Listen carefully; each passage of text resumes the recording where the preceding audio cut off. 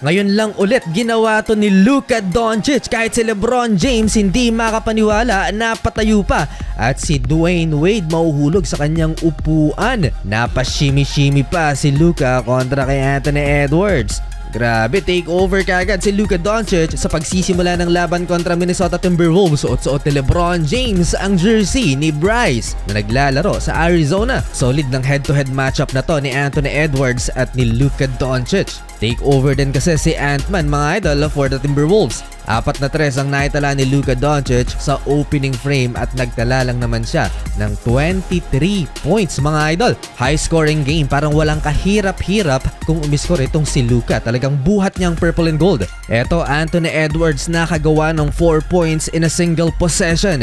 Nakapag-draw ng foul kay Dalton Knecht and 1 basket pero naimintis niya yung free throw at nakuha yung offensive rebound. Another 2-pointer for Ant-Man. 40-36 end of first quarter lamang ng 4 ng Minnesota Timberwolves. Habang nasa upuan at nagpapahinga si Luka mga idol, 2-man game si Austin Reeves at si Rui Hachimura hanggang sa naitabla nila sa 52 ang score. Sayang tong play na to ni Anthony Edwards mga idol. Dunk sana, napakalayo ng take-off, parang lumutang sa ere pero may foul kay Rudy Gobert. Hindi tuloy na-count to, highlight sana. For the second time naitabla ng Lake Show sa 61 na ang talaan dahil sa 3-pointer ni Marcus Smart.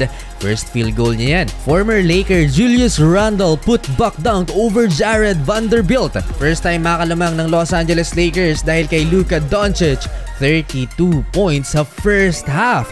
Ang superstar ng Lake Show. May 5 seconds pa sa game clock, nauna na sa locker room si Luka Doncic. 68-63, Lakers up 5, halftime. Third quarter, mas nabigyan ng mas maraming feed ni Luka itong si DeAndre Ayton at nasuklian naman niya ng Lakers big man dahil na-convert niya into points yung assist ni Luka. Eto, nailusot ni Luka kay Ayton ng pasa kontra kay Rudy Gobert. One-on-one situation, Luka Doncic versus Anthony Edwards. Nag-ISO si Ant-Man, natirahan ng elbow shot si Luka Doncic. Another 2-pointer for Ant. Parang bumalik yung dating Ayton dahil kay Luka Doncic. Another assist na naman at sa pagkakataong ito, alley-oop na ang ginawa ni Ayton. Sa first quarter, halos si Luka lang ang gumagawa. Ibang istorya na dito sa second half. Total team effort. Austin Reeves fake, lipad si Naz Reid mga idol. 9-man rotation lang ang Lakers kaya heavy minutes para sa starters, hindi pa ipinapasok si Bruni. AR extends the lead into 9, 95-86. Almost perfect ang mga execution ng Los Angeles Lakers dito sa third quarter. Lobo na rin sa double figures ang hinahabol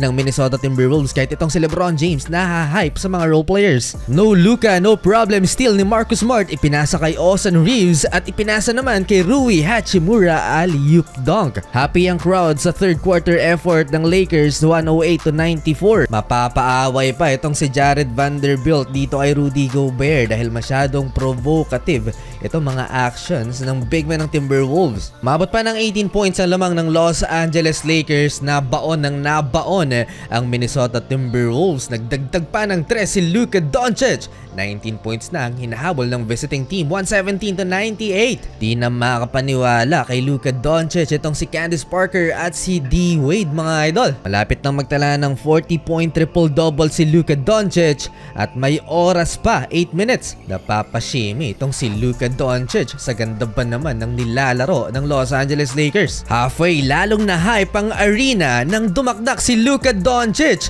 and pati si LeBron na tuwang-tuwa dito kay Luka. Patalon-talon pa mga idol ang superstar ng Los Angeles Lakers. Kaso sa play-by-play, counted as layup lang yon. Though nahawakan ni Luka yung bakal pero kailangan pa rin niyang isalampak para ma-consider na dakdak yon. Disappointed at hindi masaya si Anthony Edwards sa naging performance ng Minnesota Timberwolves dito sa second half. Although nakapagtala siya ng 31 points pero mahalaga kung naipanalo ng Timberwolves yon. Lungkot ng Timberwolves. Sayang mga idol, kinapos sa 50 si Luka Doncic, nagmintis ng free throw bago siya ilabas ni Coach JJ Redick. Standing ovation ng Lakers Nation sa 49 points, 11 rebounds, 8 assists ni Luka Doncic in 35 minutes, 60% sa field. Lakers win!